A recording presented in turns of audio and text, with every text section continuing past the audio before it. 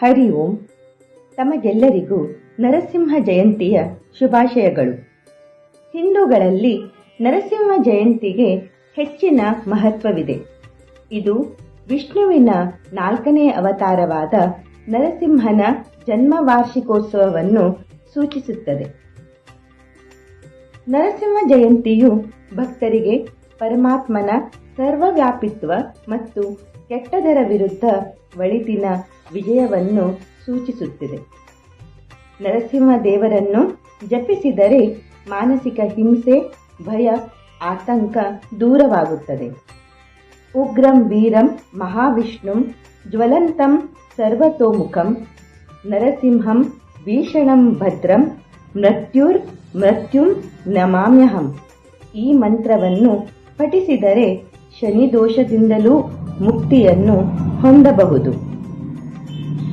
ಭಕ್ತ ಪ್ರಹ್ಲಾದನನ್ನು ಕಾಪಾಡಲು ಹಾಗೂ ಹಿರಣ್ಯಕಶ್ಯಪ ಎಂಬ ರಾಕ್ಷಸನನ್ನು ಸಂಹರಿಸಲು ಶ್ರೀ ವಿಷ್ಣು ನರ ಹಾಗೂ ಸಿಂಹದ ರೂಪವನ್ನು ತಾಳಿ ಕಂಬದಿಂದ ಪ್ರತ್ಯಕ್ಷವಾದ ಶುಕ್ಲ ಪಕ್ಷದ ಚತುರ್ದಶಿಯ ದಿನವೇ ನರಸಿಂಹ ಜಯಂತಿ.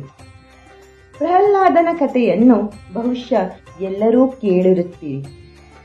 ಭಗವಂತನು ಪ್ರಹ್ಲಾದನಿಗೆ ಒಲಿದಿದ್ದು ಅವನ ಭಕ್ತಿಯ ಪರಾಕಾಷ್ಠತೆಗೆ, ಪರಮಾತ್ಮನು ಸರ್ವವ್ಯಾಪಿ ಎಂಬ ಅವನ ನಂಬಿಕೆಗೆ. ಎಷ್ಟೇ ಕಷ್ಟ ಬಂದರೂ ಅವನು ದುರುಳರ ಜೊತೆ ಸೇರಲಿಲ್ಲ. ಭಗವಂತನ ನಾಮಸ್ಮರಣೆ ಬಿಡಲಿಲ್ಲ. ಭಕ್ತಿಗೆ ಇನ್ನೊಂದು ಹೆಸರೇ ಈ ಪುಟ್ಟ ಬಾಲಕ ಭಕ್ತ ಪ್ರಹ್ಲಾದ.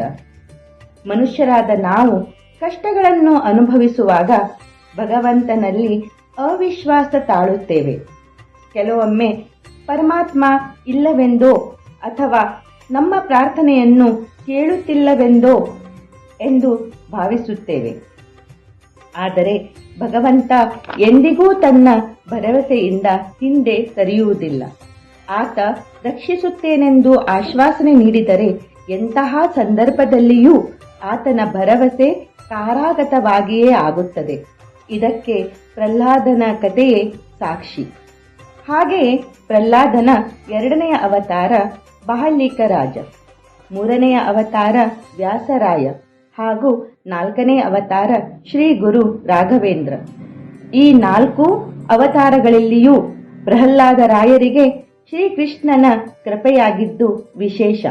ಅಂದರೆ ನಾವು ಒಂದು ಜನ್ಮದಲ್ಲಿ ಭಗವಂತನು ನೆನೆದರೆ ಆ ಪುಣ್ಯವು ನಮಗೆ ಜನ್ಮ ಜನ್ಮಾಂತರಗಳಲ್ಲಿಯೂ ಬೆಂಗಾವಲಾಗಿ ನಿಲ್ಲುತ್ತದೆ ಎಂಬುದಕ್ಕೆ ಸಾಕ್ಷಿ. ಪ್ರಹ್ಲಾದ ರಾಯರ 4ನೆಯ ಅವತಾರವಾದ ಶ್ರೀ ಗುರು ರಾಘವೇಂದ್ರ ಸ್ವಾಮಿಗಳು ಸಶರೀರ ಬೃಂದಾವನಸ್ಥರಾಗಿ ಇಂದಿಗೂ ಭಕ್ತರನ್ನು ಕರುಣಿಸುತ್ತಿದ್ದಾರೆ. ಓಂ ನರಸಿಂಹಾಯ ನಮಃ. ಓಂ ಶ್ರೀ ರಾಘವೇಂದ್ರಾಯ ನಮಃ.